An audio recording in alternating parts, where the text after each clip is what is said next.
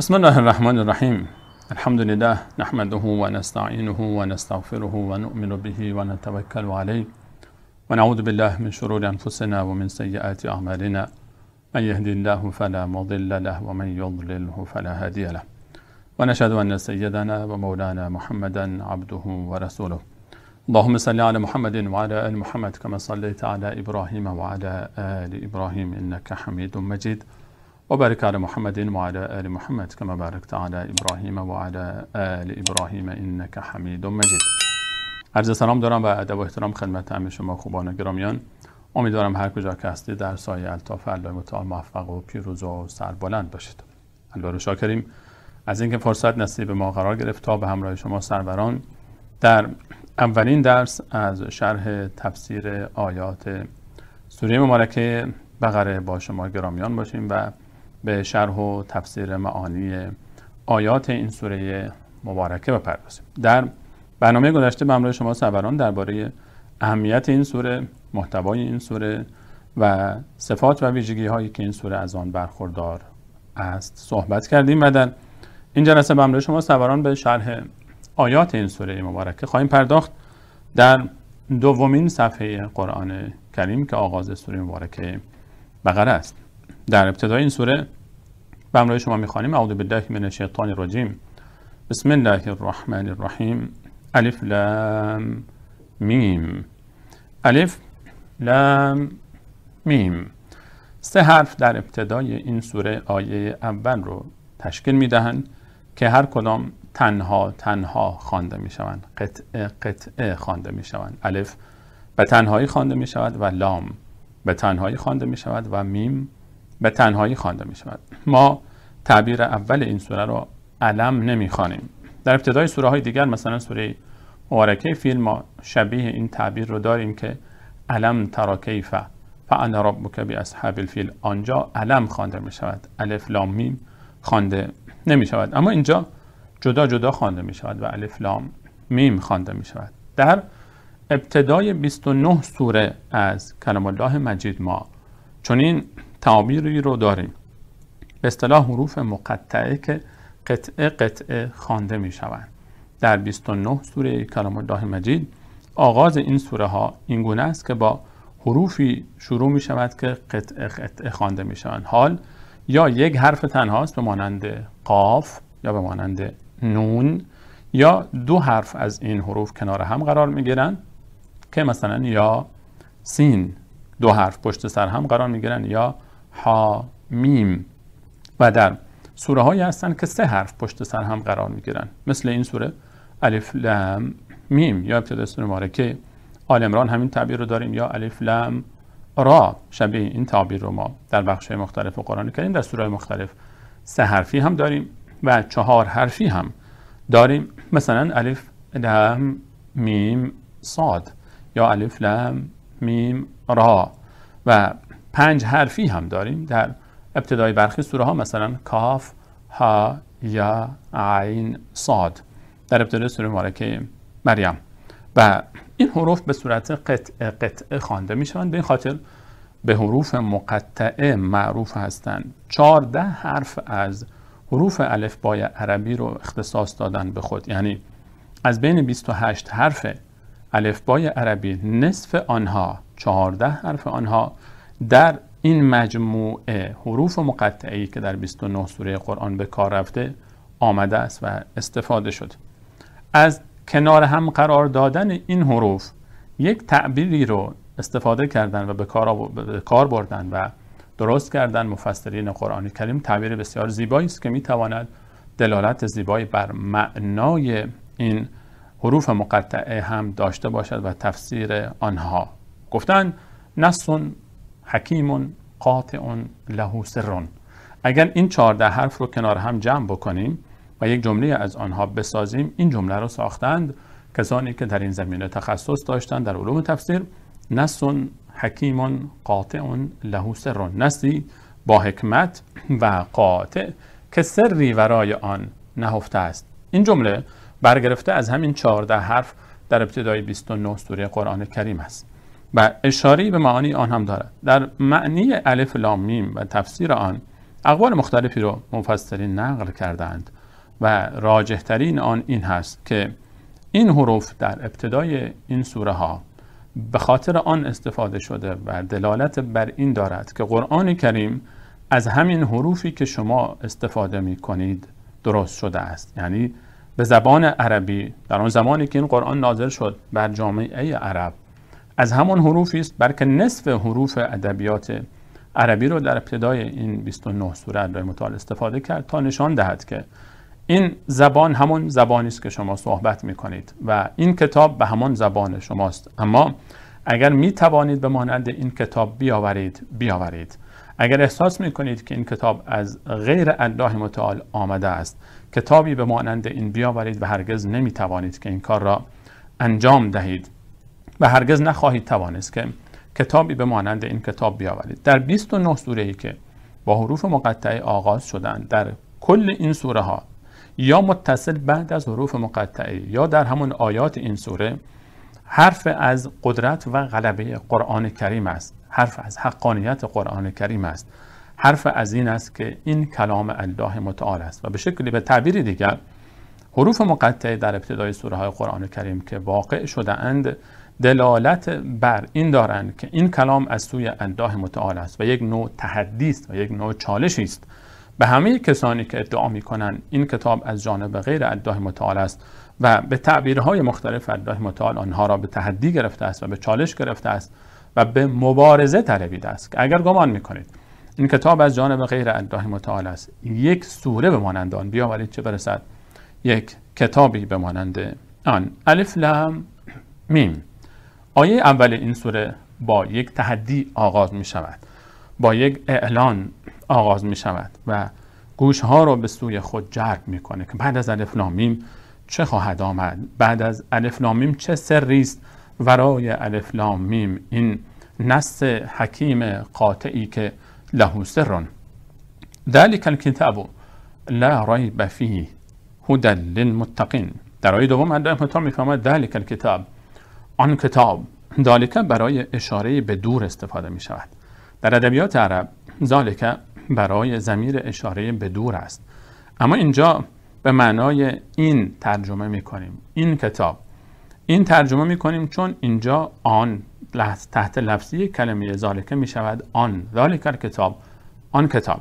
اینجا برای بیان عظمت اشاره به دور استفاده شده است. ما در فارسی هم این تعبیر رو استفاده می کنیم، برای بیان عظمت احیانا ضمیر دور استفاده می کنیم یا ضمیر جمع به کار می بریم. مثلا میگیم آن جناب فرمودند و اینجا مراد ما از آن جناب این نیست که طرف دور است، یعنی اینکه مقام بالایی دارد. ذلک الکتاب، آن کتاب، به تعبیر دقیق تر این کتاب عظیم، ذلک الکتاب، این کتاب عظیم، لا ریب فیه، هیچ شک و تردیدی در حقانیت آن نیست.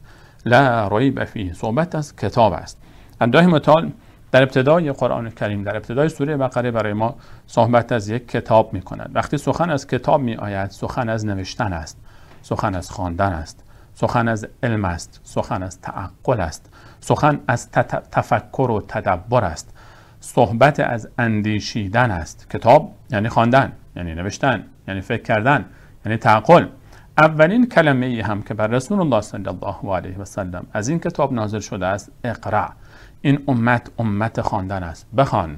و این کتاب معجزه این دین است، علم و دانش و تعقل و تفکر. ذلک الکتاب لا ریب فیه، این کتابی است که هیچ شک و تردیدی در آن نیست. این کتاب هیچ نقطه ضعفی در آن نیست. این کتاب هیچ تضادی در آن نیست. در آیه 82 سوره مبارکه نساء الله متعال می‌فرماید افلا یتدبرون القرآن، آیا در این کتاب قرآن نمی اندیشند؟ ولو کان من عند غیر الله لوجدوا فیه اختلافا کثیرا. اگر از جانب غیر الله متعال می بود، اگر این کتاب را غیر الله متعال مخلوقی، ملکی، پیامبری، انسانی از جانب خود می نوشت و می آورد، لوجدوا فیه اختلافا کثیرا، شما در این کتاب اختلافها و تضاد زیادی می یافتید. این کتاب را اگر غیر الله متعال می فرستاد، اگر کتاب انسانی بود، در طول این قرنهایی که گذشته است، امکان نداشت تا تضادی در این کتاب مشاهده نگردد. این کتاب در تمامی ابعاد زندگی ما صحبت کرده. در طول 23 سال بر رسول الله صلی الله علیه و سلم نازل شده، اما هیچ دگرگونی، هیچ تضادی، هیچ تحریفی، هیچ تناقضی شما پیدا نمی کنید در این کتاب. تنها کتابی هست که آن نسخه‌ای که در خانه من است و پیش روی من است، آن نسخه‌ای که در نزد شماست، از شرق زمین تا غرب زمین و از شمال تا جنوب، هیچ نسخه‌ای رو شما نمی‌یابید که با این نسخه‌ای که پیش روی من است تفاوت داشته باشد. از تحریف در امان مانده است. شما در طول گذر 1400 سال، 14 قرن گذشته است و پیشرفت علوم مختلف در قسمت‌های مختلف، با وجود اینکه قرآن کریم به علم‌های مختلفی اشاره کرده است و بسیاری از آنها رو یک اشاره لطیفی شده و رد شده است، باز هم نه تنها تناقضی، نه تنها اشکالی پیدا نمی شود، بلکه پیشرفت علوم سبب شده تا انسان‌ها بیشتر و بیشتر در برابر عظمت این کتاب زانو بزنند. چه بسیار دانشمندانی که آمدند تا از قرآن عیب بیابند و به خیال خودشان به دنبال این بودند تا تناقضی را در قرآن کریم پیدا بکنند، آمدند تا شکار کنند، شکار شدند، مسلمان شدند، ایمان آوردند و از شاگردان مکتب قرآن گشتند. این کتاب هیچ شکی در آن نیست. 1400 سال گذشته است و با وجود اینکه این همه دشمن در طول تاریخ امت اسلامی این همه سرمایه خرج کردند، این همه تلاش کردند تا این کتاب را که اصل دین است زیر سوال ببرند، میلیون ها نفر تلاش کردند، میلیاردها سرمایه خرج شده است، اما روز به روز بر عظمت این کتاب افزوده شده است. امکان ندارد دروغی 14 قرن طاقت بیاورد و میلیاردها میلیارد انسان را بفریبد.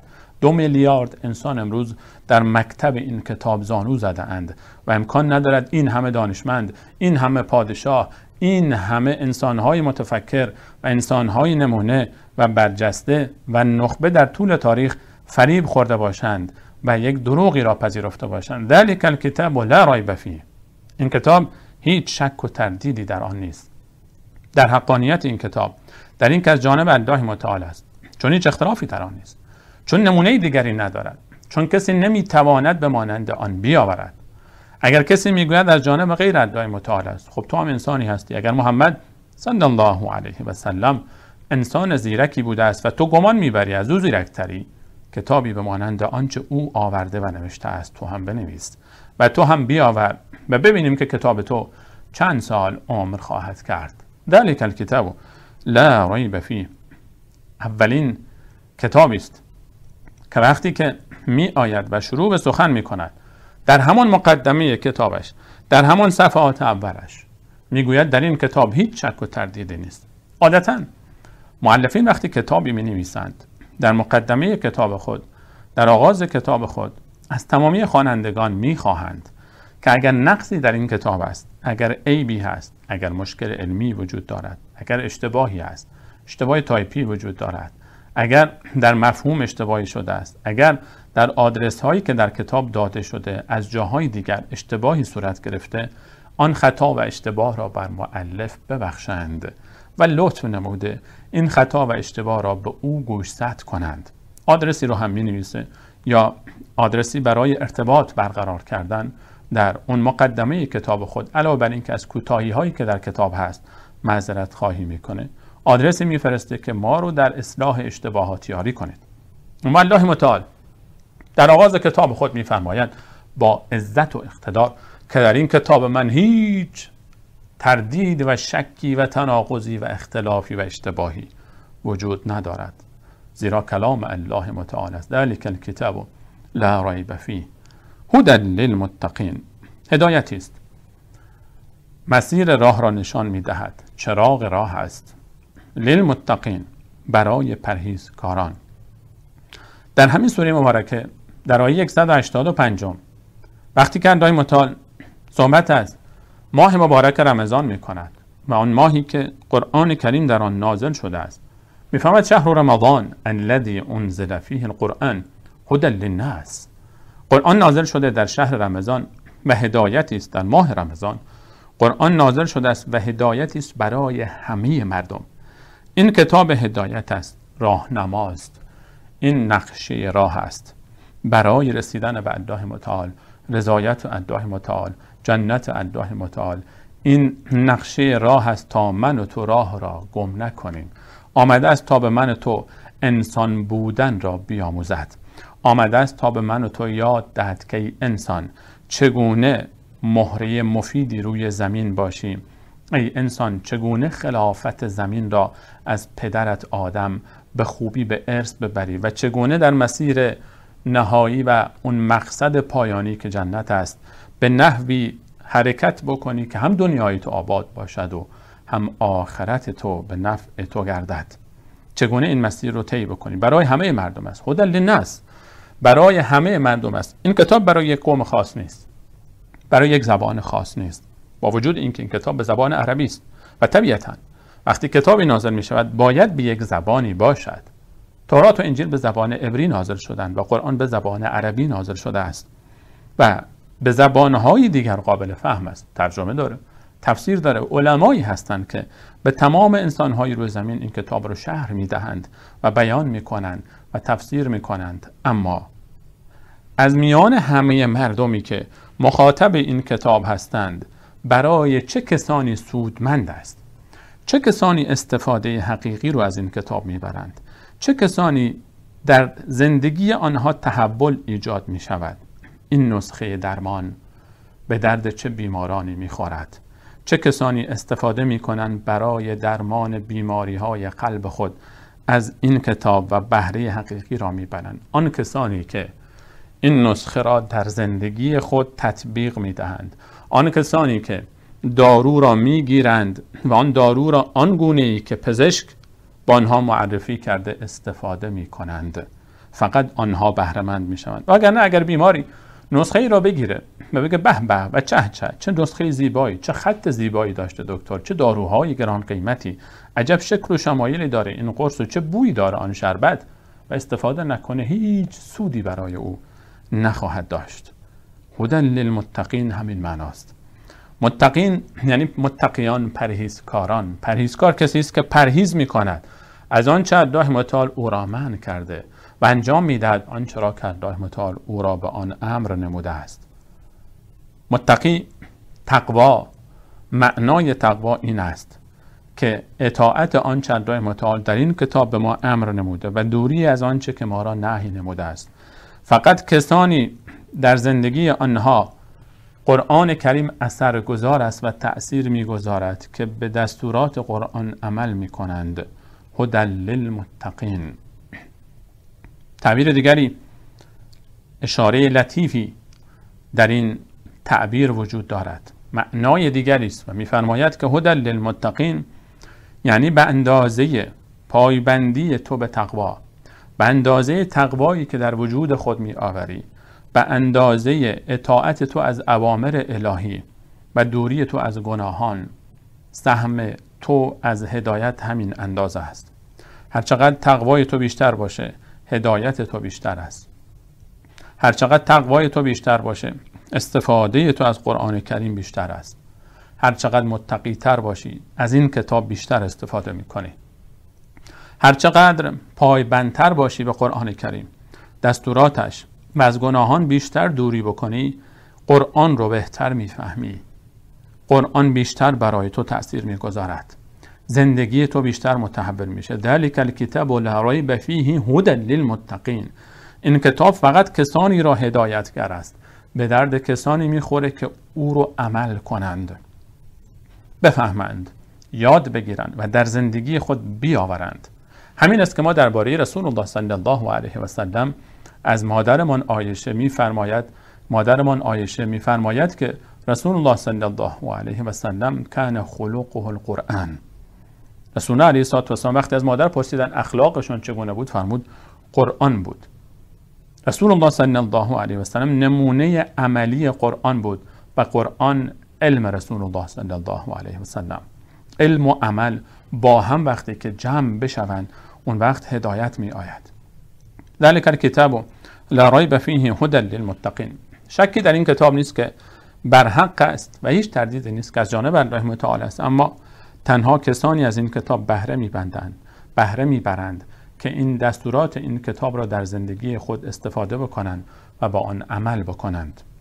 در ادامه الله متعال برای ما مهمترین صفات این متقیان را، کسانی که بهره مند میشوند از قرآن کریم، بیان می‌دارد. می‌فرماید در آیه 3 الذین یؤمنون بالغیب. اولین صفتی که در قرآن کریم برای متقیان مؤمنان ذکر می‌شود ایمان به غیب است. غیب مسئله بسیار مهمی است.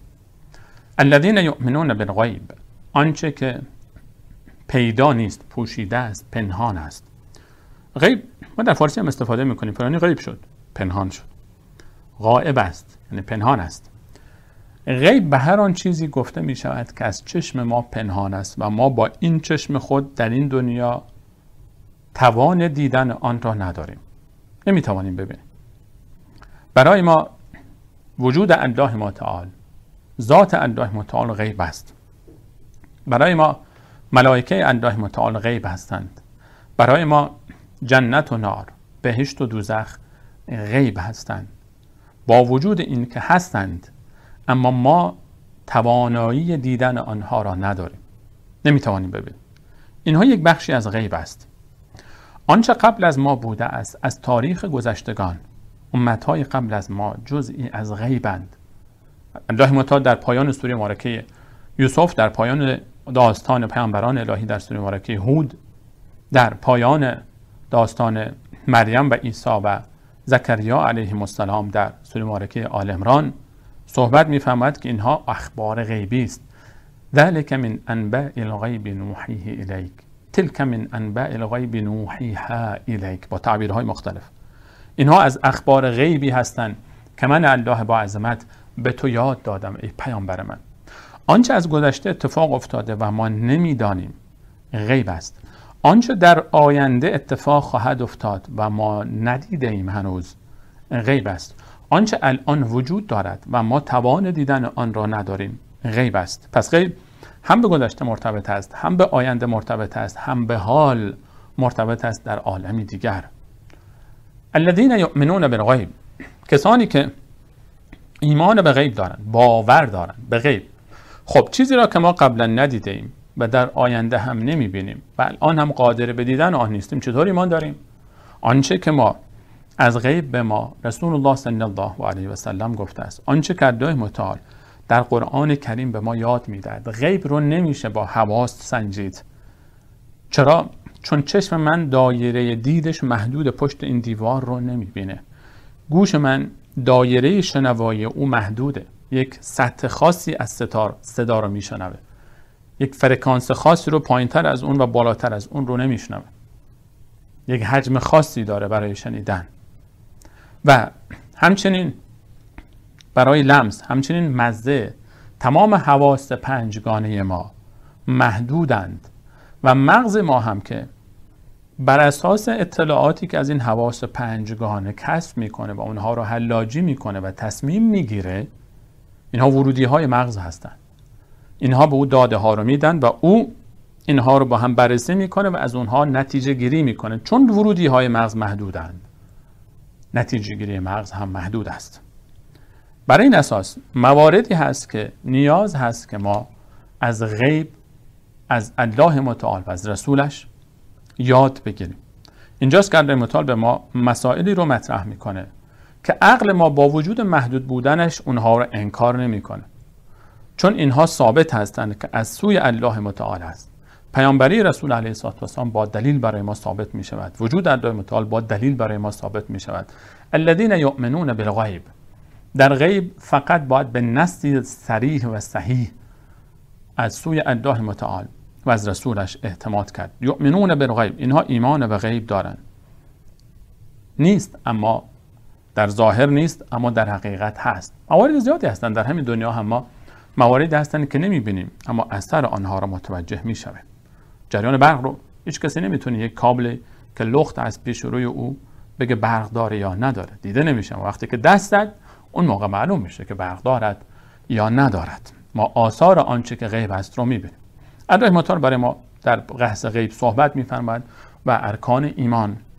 بحث‌های بسیار مفصلی در این باره دارد. ایمان به الله متعال، ایمان به ملائکه الهی، ایمان به پیامبران الهی که قبل از ما بودند و ایمان به روز آخرت. اینا همه مسائلی هستند که در بحث غیب، ایمان به عالم جن، عالم برزخ و روح و مواردی که به این مسائل مرتبط می شود، آنچه در آینده اتفاق می افتد.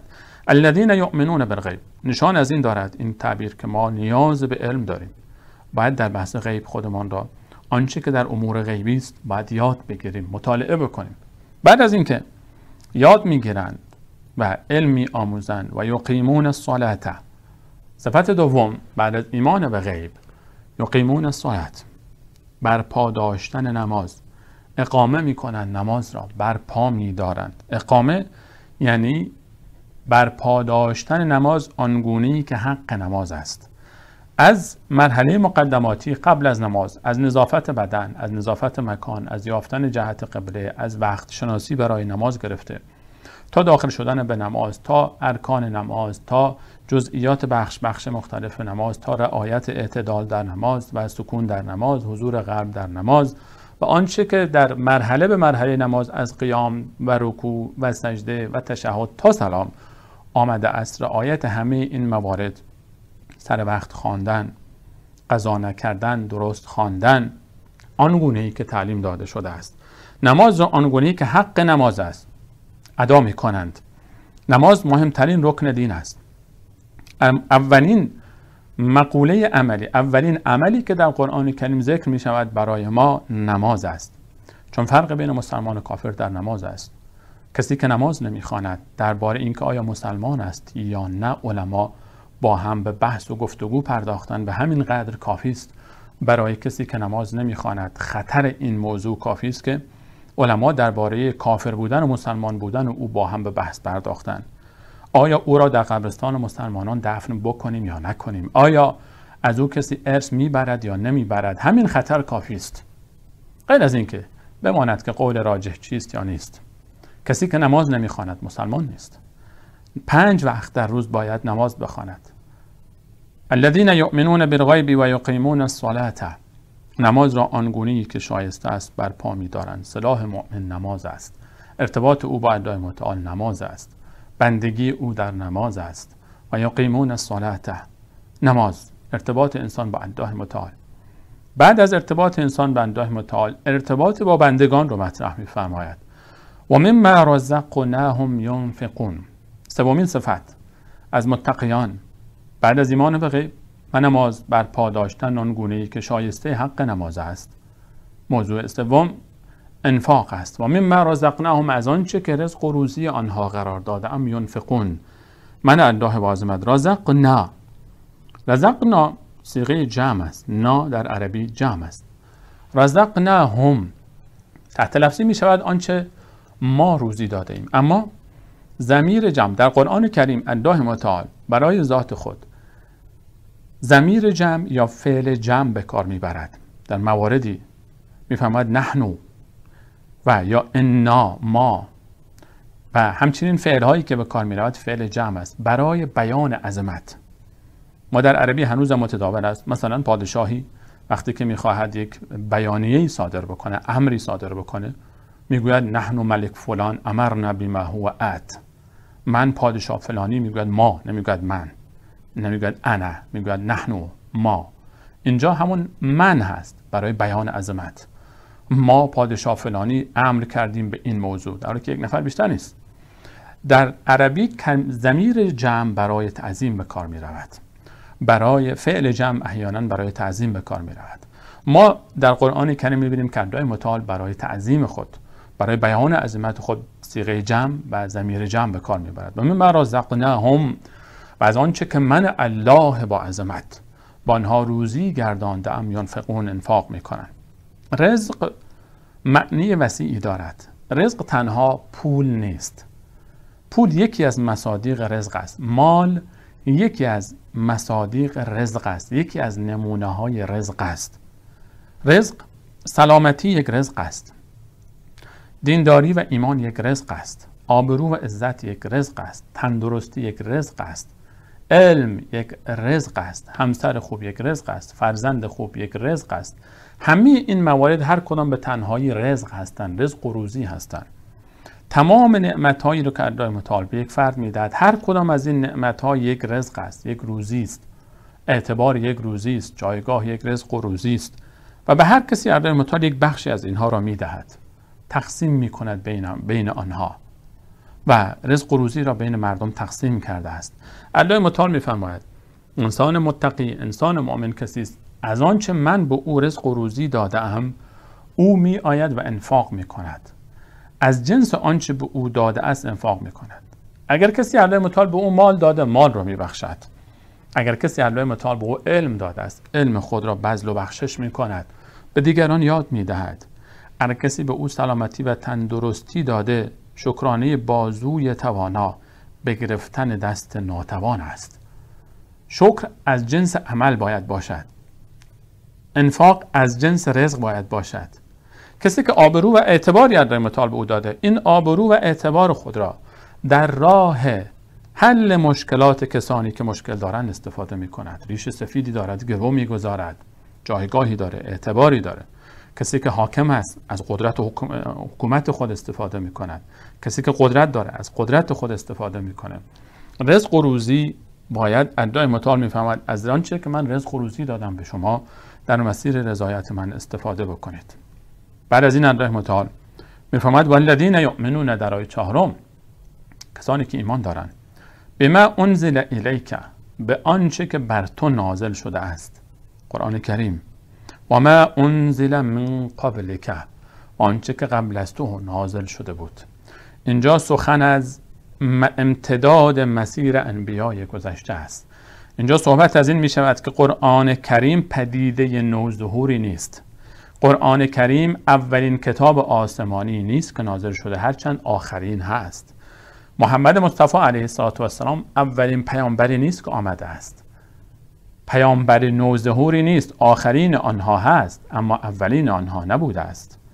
قرآن امتداد مسیر تورات و انجیل است و کتاب‌های آسمانی دیگری که بر پیامبران دیگر نازل شدند و ما از آنها بیخبریم. رسول الله صلی الله علیه و سلم امتداد مسیر انبیایی است که در طول تاریخ آمدند و طبق روایتی 124,000 نفر بودند و ما بسیاری از آنها را نمی‌شناسیم. این مسیر جدیدی نیست. دعوت توحید، دین اسلام اولین چیزی نیست که ظهور کرده. برای اولین بار در تاریخ بشر نیامده است که مردم تعجب بکنن که اسلام از کجا آمده. عمر اسلام 1400 سال نیست. این الدین عند الله الاسلام. در طول تاریخ بشر دین یک نام داشته است و آن اسلام بوده است. از آدم علیه السلام پدر این انسانها، پدر بشر، اسلام بوده است، هست و خواهد بود. آنچه که تغییر کرده است اصول اعتقاد، اصول اخلاق، اصول عبادات، اینها در طول مسیر انبیای الهی ثابت بوده است. شریعت ها تفاوت پیدا کردند. به تعبیر ساده تر، مسائلی که با زندگی عملی انسان ها ارتباط داشته یا به تعبیر دیگر فقه زندگی، آنچه به اسم فقه ما امروزه مطرح میکنیم، اینها بر حسب نیاز زمان و انسانهای آن زمان تغییر میکرد.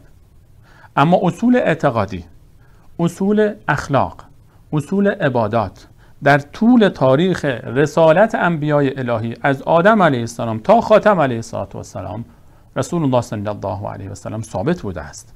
همه اینها بودند و خواهند بود. اینها ثابت بودند. قرآن کریم امتداد راه تورات و انجیل است. تورات تحریف شد، انجیل تحریف شد.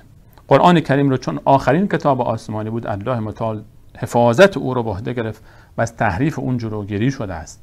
و بزرگترین دلیل برای عدم تحریف این است که در خانه من و شما، همه ما و شما، در کل خانه های مسلمانان روی زمین یک نسخه از قرآن کریم وجود دارد، به یک شکل نوشته شده است. الله متعال برای ما می‌فرماید که این کتاب، کسانی که مدعی پیروی از تورات و انجیل هستند، ای یهودیان، ای مسیحیان، ای کسانی که خود را منتسب پیامبران گذشته می‌دانید، هم در تورات، هم در انجیل، هم پیامبران گذشته، همه اشاره کردند که پیامبری می آید صفات او را هم گفتند. باید به او ایمان بیاورید، باید به قرآن ایمان بیاورید. قرآن کامل کننده مسیر دیگران است. قرآن یؤمنون بما انزل الیک، مؤمنان ایمان دارند به آنچه قبل از تو نازل شده، به اصل تورات، به اصل انجیل قبل از تحریف، نه آنچه که امروزه باقی مانده است. وقتی الان 4 تا انجیل پیش روی من است و انجیل 5می هم هست، جامعه مسیحیت به او اعتراف نمی کنند و نمیپذیرند، 5 انجیل نشان از تحریف است. چه دلیلی بزرگتر از این که تحریف شده است؟ تورات هم همینطور. اما اصل تورات و اصل انجیل که قرآن کریم هم به ما اشاره می کند که مسیحیان و یهودیان تورات و انجیل رو تحریف کردن، از این رو قرآن آمده است. والذین یؤمنون بما انزل الیک و ما انزل من قبلک، آنچه بر تو نازل شده قرآن. اینجا اشاره به رسالت رسول علیه السلام هم می شود. آنچه قبل از تو نازل شده آنها باور دارند، ایمان دارند که اصل اینها از جانب الله متعال بوده است. والذین یؤمنون بما انزل الیک و ما انزل من قبلک و بالآخرة هم یوقنون، و با آخرت یقین کامل دارند.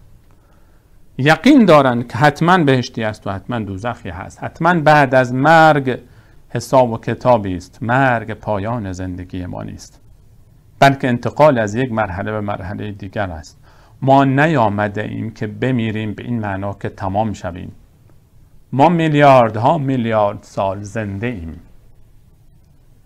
60 70 تا 100 سال در این دنیا و بقیه را یک مقداری در برزخ و بعد از آن در بهشت و کافران در دوزخ. و بالآخرة هم یوقنون.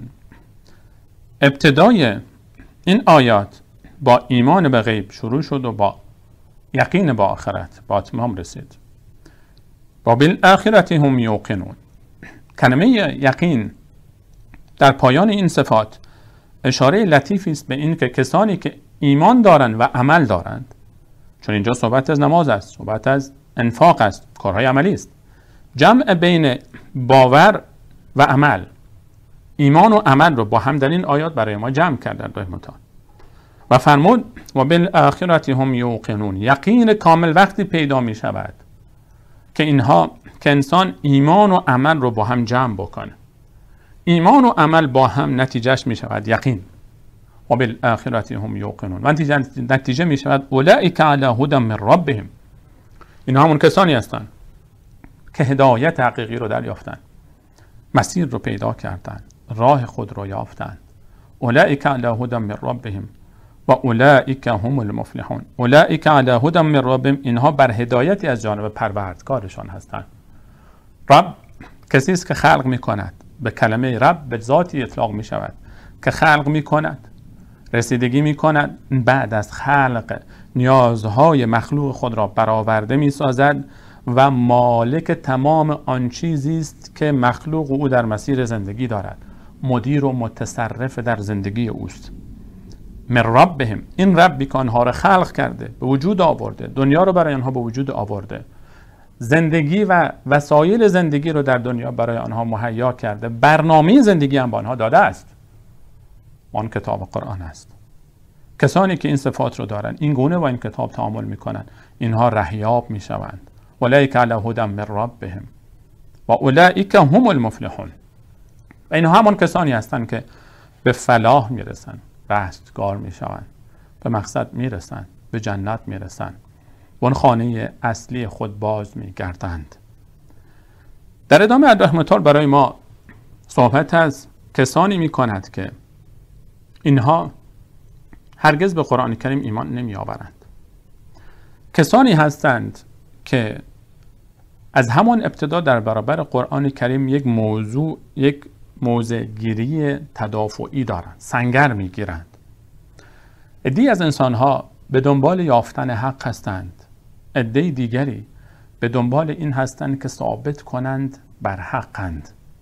کسانی که به دنبال حقند، روزی به دنبال حق اگر بگردند روزی به حق میرسند. اما کسانی که به دنبال این هستند که ثابت کنند بر حقند، هیچ وقت به حق نمیرسند، چون همیشه در برابر حق موضع‌گیری خصمانه‌ای دارند، عناد دارند، تکبر دارند. از همان اول آمده و گوش خود را بسته و قلب خود را قفل کرده و حاضر نیست که فکر بکنه در برابر آنچه شما به او میگی. آمده تا شما رو تخریب بکنه، آمده تا شما رو ثابت بکنه شما باطلی. هرگز به حرفای شما فکر نمیکنه، اندیشه نمیکنه، تعقل نمیکنه، اصلا گمان نمیده، که این گمان رو نمیپذیره و هرگز این فکر رو نمیکنه که شاید 1% هم شده حق با شما باشد.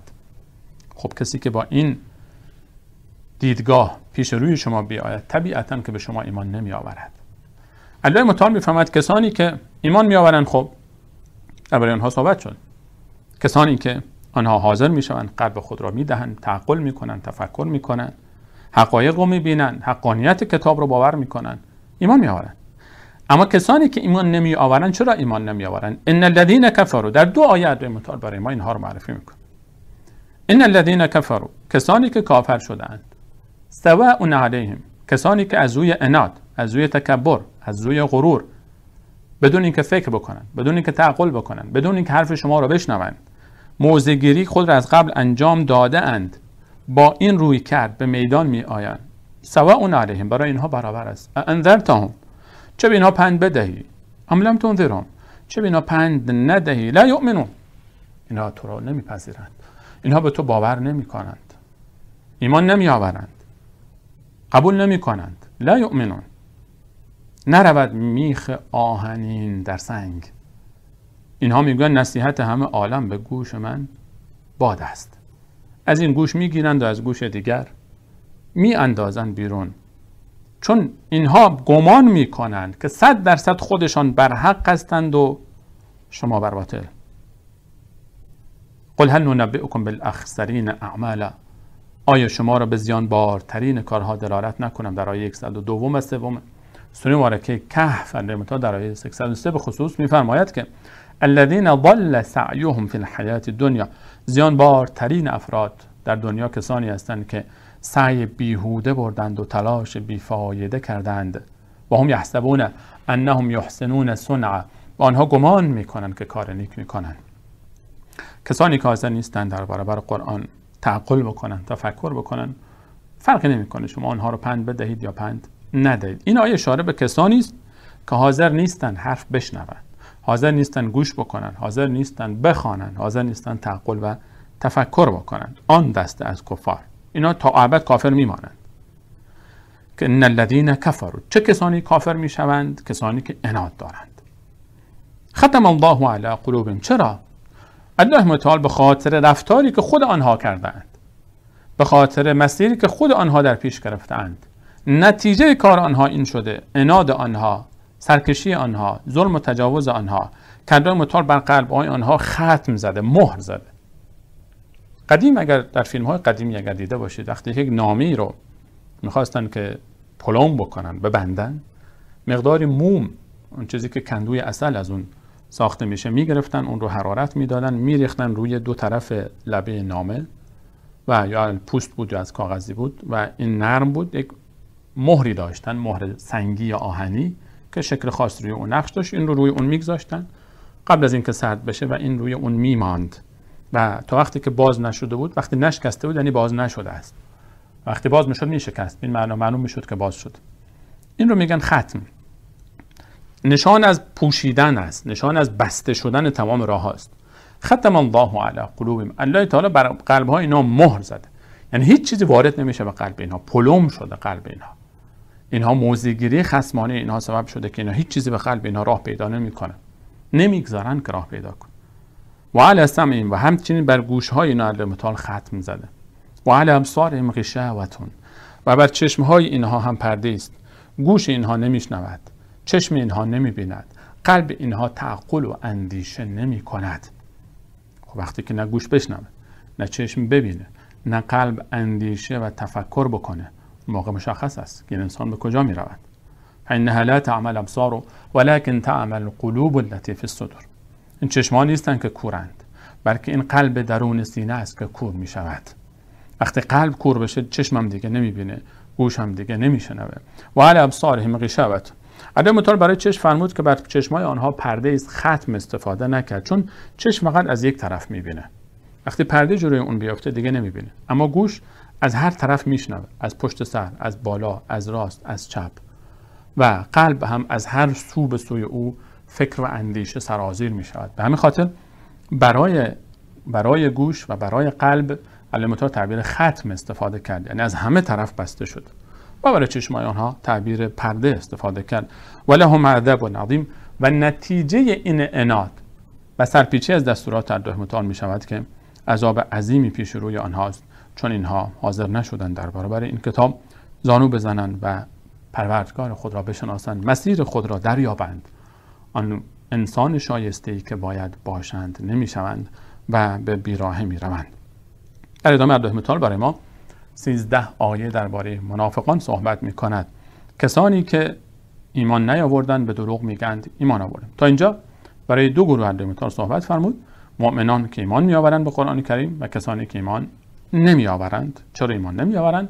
و گروه سوم کسانی هستند که ایمان نیاوردند اما به دروغ میگویند ایمان آوردیم و خطرناکتر از گروه دوم یعنی کافران هستند. بین علت الله متعال برای کافران 2 آیه صحبت فرمود، برای منافقان 13 آیه صحبت می‌فرماید تا خطر آنها را ما نشان دهد. در برنامه بعد به همراه شما سروران درباره منافقان صحبت خواهیم کرد و آیات عظیمی که الله متعال درباره آنها نازل فرموده است. از اینکه تا این لحظه همراه ما بودید نهایت سپاس و تشکر رو دارم. بعد تا برنامه بعد هم شما سروران رو الله متعال می‌سپارم. الله یارتان باد. السلام علیکم و رحمت الله و برکاته.